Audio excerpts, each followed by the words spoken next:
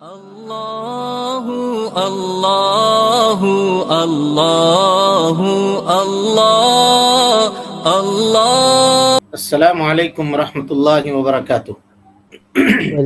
وعلیکم السلام ورحمۃ اللہ وبرکاتہ۔ ان الحمد للہ نحمده ونستعینه ونستغفره ونعوذ باللہ من شرور انفسنا ومن سیئات اعمالنا، من يهده الله فلا مضل له ومن يضلل فلا هادي له، واشهد ان لا اله الا الله وحده لا شريك له، واشهد ان محمدا عبده ورسوله، اما بعد فان خير الحديث كتاب الله، وخير الهدي هدي محمد صلى الله عليه وسلم، وشر الامور محدثاتها، وكل محدثة بدعة، وكل بدعة ضلالة، وكل ضلالة في النار۔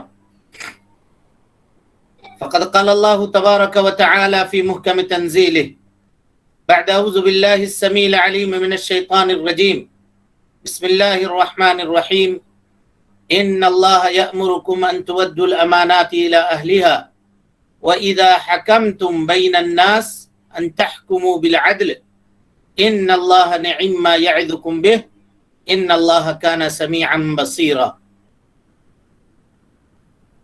محترم حاضرین، سامعین و سامعات، ناظرین و ناظرات، عہدہ اور ذمہ داری، اس تعلق سے آج یہ چوتھا درس ہے، اور اس میں ہم آپ تمام حضرات کا خیر مقدم کرتے ہیں اور یہ دعا کرتے ہیں کہ اللہ رب العالمین ہمارے اور آپ کے مل بیٹھنے کو قبول فرمائے، علم نافع سیکھنے کی، اس کے مطابق عمل کرنے کی، اس کی دعوت عام کرنے کی، اور اس راستے میں آنے والی مصیبتوں کے اوپر اللہ رب العالمین ہمیں اور آپ کو صبر کی توفیق نصیب فرمائے۔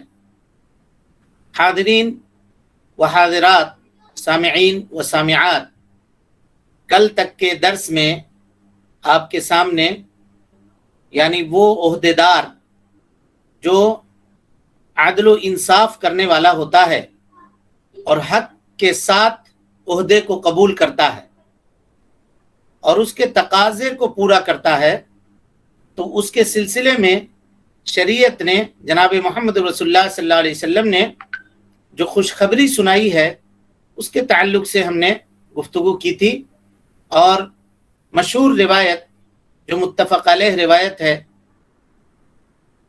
کہ 7 قسم کے لوگوں کو اللہ رب العالمین قیامت میں اپنے سائے تلے جگہ دے گا، ان میں سے پہلا شخص جو ہوگا وہ عدل کرنے والا، انصاف کرنے والا بادشاہ ہوگا۔ یہ گفتگو آپ کے سامنے کل کے درس میں آئی تھی۔ اب ہم آج وہیں سے گفتگو کو آگے بڑھاتے ہوئے، ہماری گفتگو کل رکی تھی کہ عادل کا مطلب کیا ہے، امام عادل دراصل کہتے کس کو ہیں۔ تو کل ہم نے وضاحت آپ کے سامنے کی تھی کہ یہ وہ بادشاہ ہوگا یا وہ صدر ہوگا، وہ ذمہ دار ہوگا جس کو کسی چیز کی ذمہ داری دی گئی ہو، اور اس کے ماتحت رہنے والے جو لوگ ہیں ان تمام کا جو مقام ہے، جس کا جو مرتبہ اور مقام ہے، اس مقام اور مرتبے کا لحاظ کرتے ہوئے اس کو اس جگہ کے اوپر رکھے، تو یہ عدل و انصاف کرنے والا بادشاہ ہوگا، عدل و انصاف کرنے والا عہدیدار اور ذمہ دار ہوگا۔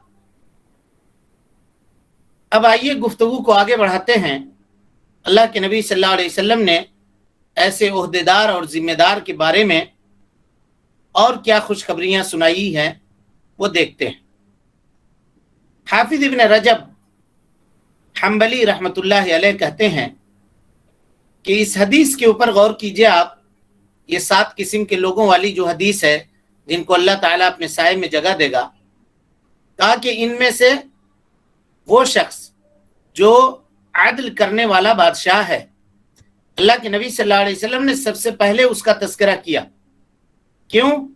اس لیے کہ یہ وہ امام ہے جس کو دنیا نے اپنی طرف بلایا تھا، کیونکہ حدیث میں تذکرہ ہے کہ جس کو کسی خوبصورت عورت نے اپنی طرف برائی کی دعوت دی تھی لیکن اس نے انکار کیا تھا. وہاں صرف ایک عورت کا معاملہ تھا, یہاں پوری دنیا کا معاملہ ہے. یعنی دنیا کی رنگینیاں اور دنیا کی تمام تر سہولتیں میسر ہونے کے باوجود اس نے ان سہولتوں کو چھوڑ دیا, ان سہولتوں کو ترک کر دیا, اور اللہ رب العالمین کے فیصلے کے اوپر وہ راضی ہوا. اللہ رب العالمین کے احکام کے اوپر عمل کرنا اس نے ضروری سمجھا, لہذا اللہ رب العالمین اس کو یہ انعام دے گا قیامت کے دن کہ اس کو اپنے عرش کے سائے تلے یا اپنے تخلیق کردہ سایوں میں سے ایک سائے کے نیچے اللہ رب العالمین اس کو جگہ دے گا. اچھا, پھر دیکھیے نقطہ نکالتے ہیں حدیث سے علماء کس طرح سے کہتے ہیں کہ ان 7 لوگوں میں بھی اللہ رب العالمین کے سب سے قریب وہ شخص ہوگا جو عدل کرنے والا بادشاہ ہے. کہا کیسے؟ کہا اس حدیث کو اس حدیث سے جوڑ کر سمجھیے جس میں نبی صلی اللہ علیہ وسلم نے فرمایا ہے کہ عدل کرنے والا بادشاہ وہ نور کے منبر کے اوپر ہوگا, اللہ رب العالمین کے دائیں جانب بیٹھے گا, نور کی کرسی کے اوپر ہوگا. یہ کرسی باقی اور 6 لوگوں کو حاصل نہیں ہوگی. یہ کس کو حاصل ہوگی؟ اس شخص کو حاصل ہوگی جو عدل کرنے والا بادشاہ ہوگا. اس سے بڑی فضیلت اس سلسلے میں اور کیا ہو سکتی ہے؟ حافظ ابن رجب کہتے ہیں کہ یہ صرف اس لیے ہے کہ اس کے درست ہو جانے سے, عہدیدار کے صحیح ہو جانے سے, عہدیدار اگر اپنی زندگی کی اصلاح کر لے تو اس کے اصلاح کی برکت سے اس کی ساری رعیت سدھر جاتی ہے, ساری رعیت کی اصلاح ہو جاتی ہے. اس لیے اللہ رب العالمین اس کو یہ فضیلت اور قیامت کے دن اس کو اس ثواب سے نوازے گا. اسی طریقے سے اللہ کے نبی جناب محمد رسول اللہ صلی اللہ علیہ وسلم نے انصاف کرنے والے بادشاہ کو, عدل کرنے والے بادشاہ کو جنت کی خوشخبری سنائی ہے. نبی صلی اللہ علیہ وسلم فرماتے ہیں اہل الجنتی ثلاثہ, 3 قسم کے لوگ جنتی ہیں, یا یہ 3 قسم کے لوگ ہیں جن کو اللہ رب العالمین جنت میں داخل کرے گا قیامت میں. کہا کون کون؟ کہا سلطان مقسط, وہ بادشاہ جو عدل کرنے والا ہوگا. سلطان مقسط کا وہی معنی ہے جو معنی امام عادل کا ہے, عدل کرنے والے بادشاہ کا. کہا دوسرے نمبر پہ کون؟ کہا ورجل رحیم القلب, وہ آدمی جو رحم دل ہو, سخت دل کا نہ ہو, لوگوں کے ساتھ رحم و کرم کا معاملہ کرتا ہو. کہ وہ شخص بکل ذی قربہ, اپنے تمام رشتہ داروں کے ساتھ, ومسلم, اور ہر مسلمان آدمی کے ساتھ. اللہ اکبر, غور کیجئے. کہ وہ بادشاہ جو عدل کرنے والا ہو. یہ 3 قسم کے لوگ ہوں گے جن کو اللہ کے نبی صلی اللہ علیہ وسلم جنت کی خوشخبری سنا رہے ہیں, جس میں پہلا شخص آپ نے کہا کہ عدل کرنے والا بادشاہ. کا دوسرا شخص وہ ہوگا جو رحم دل ہوگا, کس کے ساتھ؟ اپنے رشتہ داروں کے ساتھ اور تمام مسلمانوں کے ساتھ رحم و کرم کا معاملہ کرنے والا ہوگا. ورجل, اور تیسرا شخص وہ ہوگا غنی, جو مالدار ہوگا, متصدق عفیف, صدقہ کرنے والا ہوگا, اور مالداری کے باوجود, کیونکہ آدمی جب مالدار ہوتا ہے تو اس کو برائی کے مواقع بہت میسر ہوتے ہیں مال کی وجہ سے. کہا مال کی وجہ سے میسر ہونے والے فتنوں سے اپنے آپ کو وہ محفوظ رکھنے والا ہوگا, عفیف ہوگا, پاک دامن ہوگا, مال کے فتنے میں گرفتار نہیں ہوگا.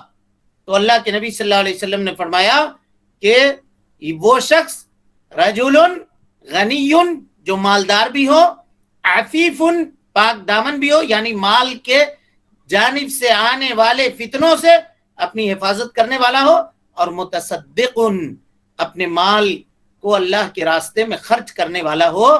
تو کہا یہ 3 قسم کے لوگ ہیں جن کو اللہ رب العالمین جنت میں داخل کرے گا. اس حدیث کو امام مسلم رحمۃ اللہ علیہ نے اپنے صحیح کے اندر نقل کیا ہے. راوی حدیث حضرت عیاض ابن حمار رضی اللہ تعالی عنہ ہے۔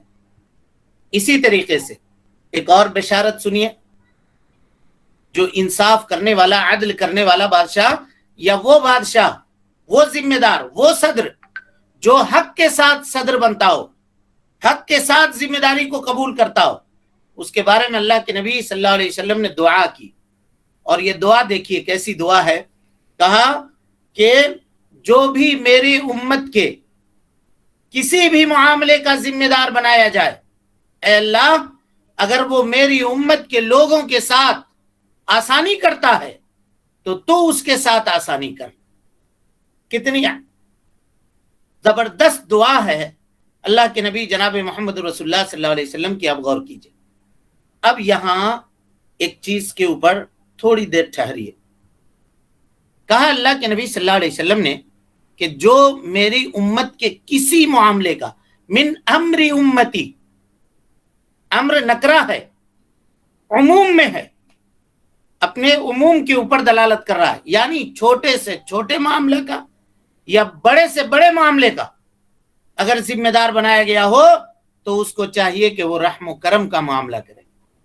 آج افسوس کے ساتھ اس زمانے میں یہ کہنا پڑتا ہے کہ اگر کسی کو ذمہ داری یا عہدہ دے دیجئے تو وہ پھر یہ سمجھتا ہے کہ ہم چنی دیگرے نیست، ہم ہی ہیں، بس ہم ہی ہیں، ہمارے علاوہ دوسرا کوئی ہے ہی نہیں۔ ورنہ کیا وجہ ہے پوری دنیا میں، بلکہ پورے ہندوستان میں، اس معاملے کو آپ اٹھا کر کے دیکھ لیجئے، مسجد کا جو ذمہ دار ہوتا ہے اماموں کے ساتھ اس کا کیا سلوک ہوتا ہے؟ کیا وہ نرمی اور آسانی کو چاہتا ہے؟ اماموں کے ساتھ کیا وہ وہی معاملہ کرتا ہے جو معاملہ وہ اپنے لیے پسند کرتا ہے؟ اگر کوئی غلطی ہو جائے تو بھری بازار میں اس کو ڈانٹ دینا، دوسرے لوگوں کے سامنے اس کو بے عزت کر دینا، گالی تک دے دینا، برا بھلا کہنا، کیا یہ شیوا ہے؟ اللہ اکبر۔ اس سلسلے میں ایک واقعے کو جوڑ کر کے اس معاملے کو دیکھیے آپ۔ جناب محمد رسول اللہ صلی اللہ علیہ وسلم مرض الموت میں ہیں، اور کیجئے گا، اور آپ صلی اللہ علیہ وسلم کی آواز اب لڑکھڑا رہی ہے، آخری وقت ہے۔ نبی صلی اللہ علیہ وسلم کہہ رہے ہیں الصلاۃ الصلاۃ وما ملکت ایمانکم، لوگو نماز قائم کرنا، نماز قائم کرنا، نماز کا خیال رکھنا، اس کو ضائع اور برباد مت کرنا۔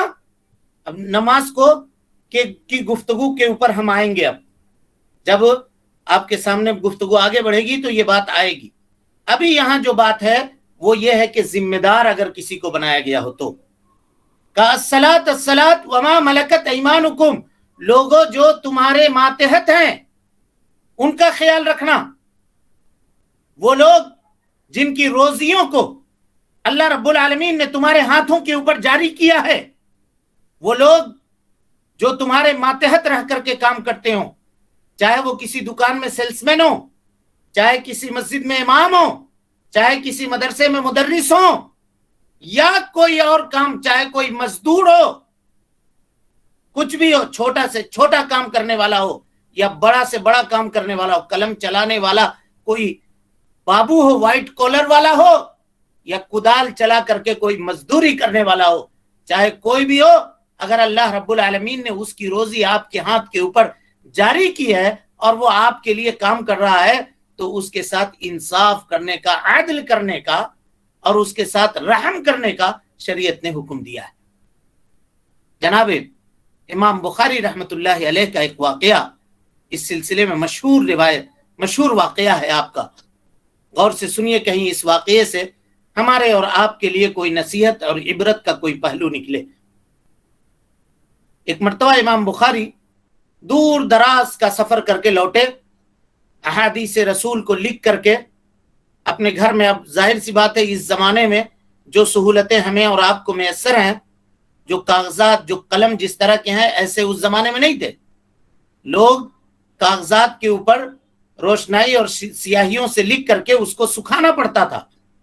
امام بخاری رحمت اللہ علیہ اپنے گھر میں بیٹھ کر کے احادیث رسول کو لکھنے کے بعد گھر میں جہاں پہ دھوپ تھا وہاں رکھ کر کے دھوپ کے پاس ان کاغذات کو جن میں حدیث رسول لکھ رہے تھے ان کو آپ سکھا رہے تھے. گھر میں کام کرنے والی جو لونڈی تھی گزری ادھر سے، جہاں پر دوات رکھا ہوا تھا جس میں سیاہی تھی اور جس میں قلم ڈبو کر کے امام بخاری لکھ رہے تھے حدیثوں کو، لونڈی کے پاؤں سے غلطی سے لگ کر کے وہ سیاہی گر گئی. اب جتنے اوراق وہاں پہ سوکھ رہے تھے وہ سب کے سب سیاہ ہو گئے. کیا لکھا ہے اس میں وہ کچھ سمجھ میں آنے کچھ بھی سمجھ میں نہیں آنے لگا. ایسے اس موقع پر ہم اور آپ ہوتے تو کیا کرتے؟ آپ تصور کیجئے، یہ وہ زمانہ ہے جہاں اماموں سے صرف گھر کا پانی بھروانا باقی ہے، ورنہ اگر بس چلے تو لوگ وہ بھی کروا لیں، کیونکہ وہ غلام ہے آپ کا، آپ کی مسجد میں پڑھا رہا ہے، آپ اس کو تنخواہ دے رہے ہیں، تو جو مرضی جیسی مرضی آپ اس سے معاملہ کر لیں یا اس کے ساتھ جو چاہے وہ سلوک کر لیں، وہ معاشرے اور سماج کا سب سے دبا کچلا ہے. اور آپ جانتے ہیں کہ یہ جائے گا کہاں؟ ورنہ ایک مزدور کو بھی آپ سخت آواز میں بول کر کے دیکھیں تو دوسرے دن وہ آپ کے کام کے لیے نہیں آئے گا، چھوڑ دے گا. لیکن اس کے پاس ذمہ داری تو اللہ کی جانب سے بھی ہے اور پھر اس جانب سے بھی ہے کہ اگر یہاں سے یہ جائے گا تو اس کے اہل و عیال کیا کریں گے؟ اللہ اکبر. امام بخاری رحمت اللہ علیہ نے صرف اتنا کہا، غور کیجئے گا، صرف یہ کہا کیف تمشین، کیسے چلتی ہو؟ دیکھ کر کے نہیں چلتی ہو، کیسے چل رہی ہو؟ سیاہی تم نے پوری کی پوری الٹ دی، یہ ہمارے محنت سے لکھے ہوئے کاغذات یہ سب کے سب سیاہ ہو گئے، کیف تمشین. اب وہ لونڈی نے جواب دے دیا، کہا ان لم یکن الطریق، امام صاحب اگر راستہ نہیں ہو، آپ راستے کے اوپر بیٹھے ہوئے ہیں کاغذات بکھیر کر کے، اگر راستہ نہیں ہو، ان لم یکن الطریق فکیف امشی، کیسے چلوں گی میں؟ چل رہی تھی وہیں سے اور غلطی سے گر گیا، سیاہی گر گئی، کاغذات خراب ہو گئے. اللہ اکبر. امام بخاری رحمت اللہ علیہ اٹھے اور آپ نے کہا کہ جاؤ، میں نے تم کو آزاد کیا، آزاد کر دیا.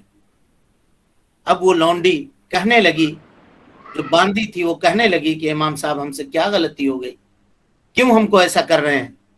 کہا کہ نہیں، ہم نے تمہارے ساتھ زیادتی کر دی، غلطی میری تھی، یہ بیٹھنے کی جگہ نہیں تھی، حالانکہ وہ گھر امام بخاری کا ہے، جہاں چاہے وہاں بیٹھ سکتے تھے، لیکن آپ نے کہا کہ نہیں، مجھے اس جگہ پہ نہیں بیٹھنا چاہیے تھا، یہ مجھ سے غلطی ہو گئی، لہذا اب اس غلطی کی وجہ سے کہ میں نے تم کو ڈانٹا ہے ناحق، اس وجہ سے میں تمہیں آزاد کرتا ہوں. امام بخاری رحمت اللہ علیہ نے ان کو آزاد کر دیا اور اس لونڈی کو چھوڑ دیا، کام سے ان کو آزاد کر دیا. غور کیجئے، یہ اسلاف تھے جو کسی معاملے کا ذمہ دار بنائے جاتے تھے. کہاں ہے بھائی ایڈمن، کہاں ہے؟ کیوں یہ سب ویڈیو آن ہو رہے ہیں؟ بند کیجئے اس کو یا ان کو ریموو کیجئے.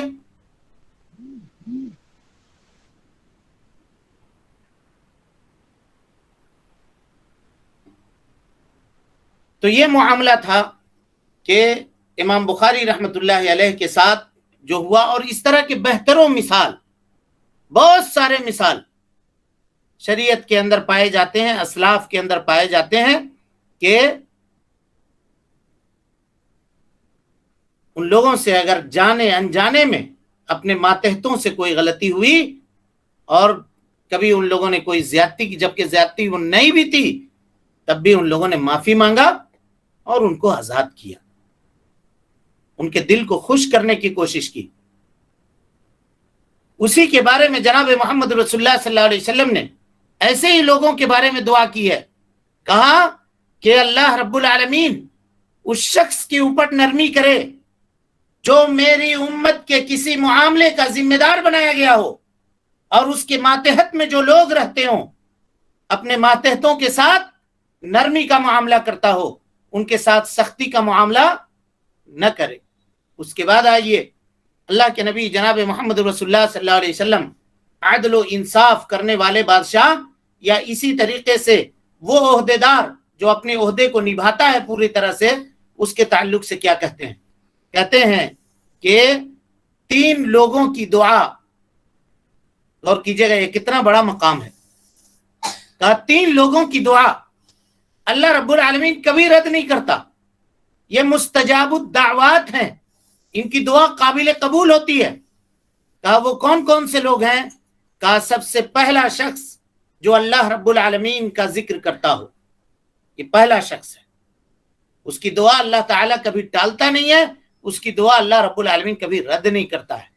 کہا دوسرے نمبر پہ مظلوم، جس کے اوپر ظلم کیا گیا ہو، اللہ رب العالمین کے سامنے اگر مظلوم اپنی ہاتھ اٹھا دے اور اپنی فریاد رکھ دے، اپنی شکایت کر دے، تو پھر جان لیجئے کہ ظالم کی خیر نہیں ہے، وہ بچے گا نہیں، بخشا نہیں جائے گا، کہ وہ جتنا بڑا بھی ذمہ دار کیوں نہ ہو، اللہ رب العالمین اس سے بڑا ذمہ دار ہے اور اس کے اوپر اللہ رب العالمین کڑی نگاہ رکھے ہوا ہے۔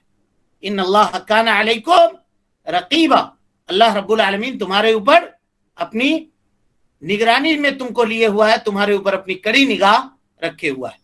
اس کے بعد دیکھیے کہا کہ تیسرے نمبر پہ جو نام جناب محمد رسول اللہ صلی اللہ علیہ وسلم نے لیا، آپ صلی اللہ علیہ وسلم فرماتے ہیں والامام المقسط، عدل کرنے والا، انصاف کرنے والا عہدے دار، اگر وہ دعا کرے تو اللہ رب العالمین اس کی دعا کو کبھی رد نہیں کرتا ہے۔ یہ فضیلت ہے عدل کرنے والے، انصاف کرنے والے بادشاہ کا۔ اس کے بعد حافظ ابن رجب رحمۃ اللہ علیہ کہتے ہیں کہ اللہ کے نبی جناب محمد رسول اللہ صلی اللہ علیہ وسلم نے ہمیں اور آپ کو ان بادشاہوں یا ان ذمہ داروں کے لیے دعا کرنے کا حکم دیا ہے۔ ان کے لیے؟ کہ ان کے لیے جو عدل و انصاف کرنے والے ہیں۔ چنانچہ حدیث نقل کرتے ہیں کہ فقال النبی صلی اللہ علیہ وسلم، اللہ کے نبی جناب محمد رسول اللہ صلی اللہ علیہ وسلم نے فرمایا الا اخبرکم، اے لوگو کیا میں تمہیں خبر نہ دے دوں بخیار امرائکم، تمہارے بہترین امیروں کی، یعنی ان لوگوں کی جو تمہارے اوپر ذمہ دار ہیں اور بہترین ذمہ دار ہیں، ان کی خبر نہ دے دوں؟ کہا کون؟ اللہ کے رسول صلی اللہ علیہ وسلم۔ کہا خیارکم الذین، یہ وہ لوگ ہیں جو تم میں بہتر ہیں امیر ہونے کے اعتبار سے، تحبونہم، جن سے تم محبت کرتے ہو، ویحبونکم، اور تم سے وہ محبت کرتے ہیں، یہ وہ لوگ ہیں۔ اور تم جن کے لیے دعائے خیر کرتے ہو اور وہ تمہارے لیے دعائے خیر کرتے ہیں، یہ امیر ہیں، یعنی اس کی رعیت میں رہنے والے سارے لوگ، اس کی کوشش یہ ہونی چاہیے کہ اس کے لیے دعا کریں، کوئی اس کے لیے بد دعا نہ کرے۔ یہ فضیلت کی بات ہوئی، اور یہ وہ اپنے عہدے کے ساتھ، اپنی ذمہ داری کے ساتھ انصاف کرنے والا ہے۔ اس کے بعد نبی صلی اللہ علیہ وسلم فرماتے ہیں وَشِرَارُ أُمَرَائِكُمْ، تمہارے سب سے برے عہدے دار، تمہارے سب سے بڑے ذمہ دار وہ لوگ ہیں جن سے تم نفرت کرتے ہو اور جن سے وہ لوگ نفرت کرتے ہیں، اور جن سے تم نفرت کرتے ہو اور جو تم سے نفرت کرتے ہیں، اور جن کے اوپر تم لعنت کرتے ہو اور جو تمہارے اوپر لعنت کرتے ہیں۔ یعنی اگر تال میل نہیں ہو پا رہا ہے، لعنت تک کی بات آ رہی ہے، تو ایسے ذمہ دار کو ذمہ دار بننے کا کوئی حق نہیں ہے، کیونکہ اللہ کے نبی صلی اللہ علیہ وسلم نے ایسے ذمہ دار کے بارے میں کیا کہا؟ کہا کہ یہ سب سے برے لوگ ہیں، سب سے برے لوگ ہیں، اور جن سے تم دشمنی کرتے ہو اور جو تم سے دشمنی کرتے ہیں، جن کے اوپر تم لعنت کرتے ہو اور جو تمہارے اوپر لعنت کرتے ہیں۔ امام ترمذی رحمۃ اللہ علیہ نے سنن ترمذی کے اندر اس حدیث کو نقل کیا ہے، اور امام البانی رحمۃ اللہ علیہ نے اس حدیث کو صحیح کہا ہے۔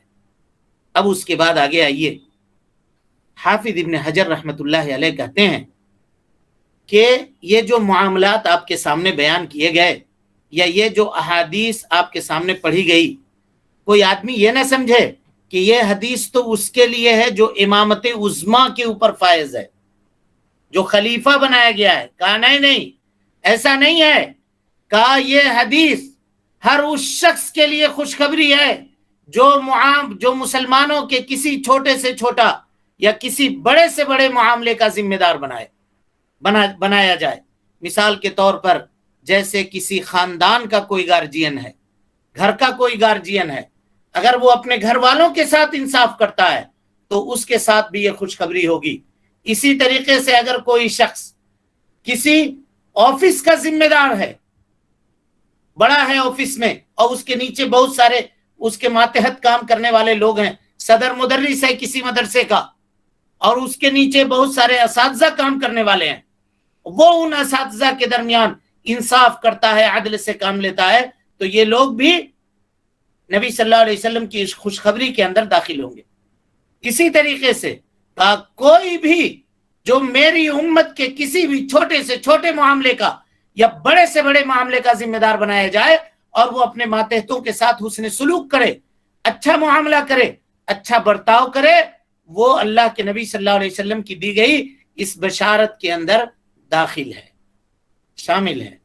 اور کہتے ہیں وَيُفَسِّرُ هَذَا، میں نے جو یہ بات کہی ہے اس کی تفسیر اللہ کے نبی جناب محمد رسول اللہ صلی اللہ علیہ وسلم کی یہ حدیث کرتی ہے، اس کی تائید اللہ کے نبی صلی اللہ علیہ وسلم کی یہ حدیث کرتی ہے، جس میں آپ صلی اللہ علیہ وسلم نے فرمایا، جسے امام مسلم رحمۃ اللہ علیہ نے حضرت عبداللہ ابن عمر رضی اللہ تعالیٰ عنہ سے روایت کیا ہے، کہا ان المقسطین، عدل کرنے والے لوگ، انصاف کرنے والے لوگ، عند اللہ، اللہ رب العالمین کے نزدیک، علی منابر من نور، نور کے ممبروں کے اوپر، نور کے کرسیوں کے اوپر بیٹھے ہوں گے۔ کہا یہ کون لوگ ہیں مقسطین؟ دیکھیے، کہا الذین یعدلون فی حکمہم، یہ وہ لوگ ہیں جو اپنے فیصلوں کے اندر انصاف کرتے ہیں، وَأَهْلِيهِمْ، اور اپنے اہل والوں کے ساتھ انصاف کرتے ہیں، اپنے گھر والوں کے ساتھ انصاف کرتے ہیں، ان لوگوں کے ساتھ انصاف کرتے ہیں جن کا یہ اہل بنائے گئے ہیں، جن کا یہ ذمہ دار بنائے گئے ہیں، ان تمام لوگوں کے ساتھ انصاف کرتے ہیں۔ وما ولو، اور جس چیز کا جو عہدہ ان کے سپرد کیا گیا ہے اس کے ساتھ یہ لوگ انصاف کرتے ہیں۔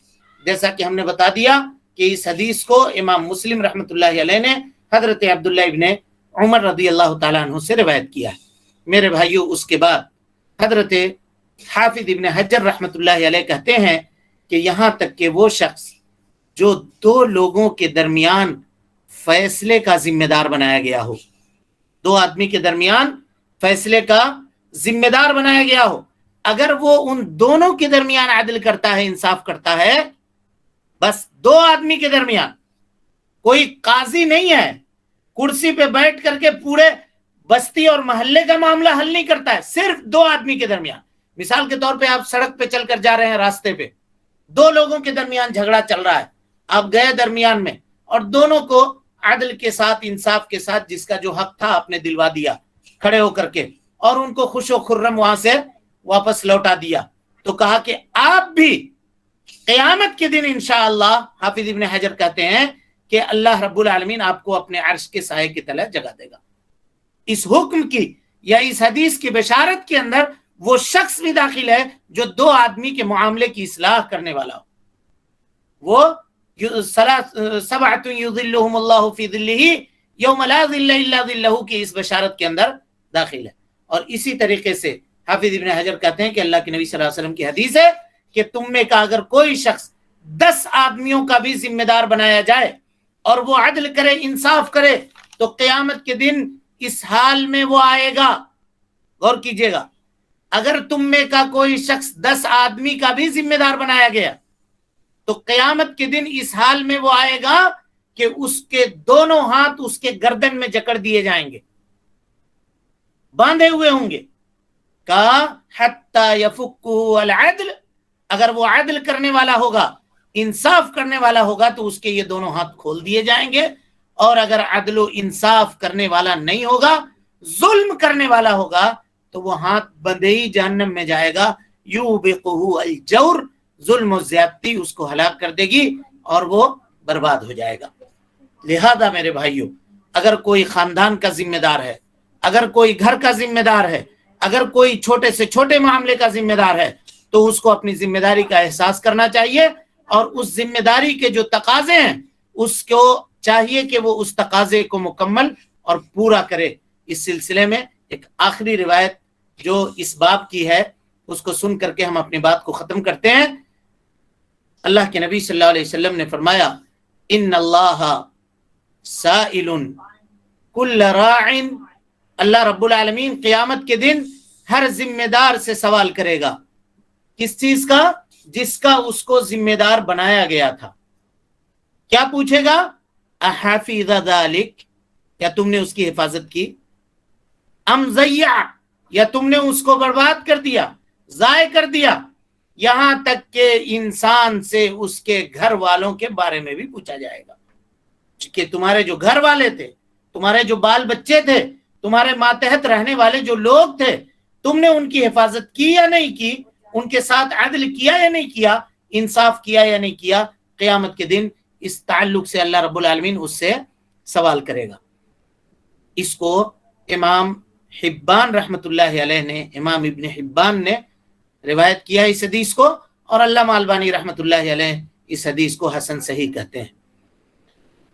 حاضرین و ناظرین، اللہ کے فضل و کرم سے یہ باتیں اب ہمارے سامنے آ چکی۔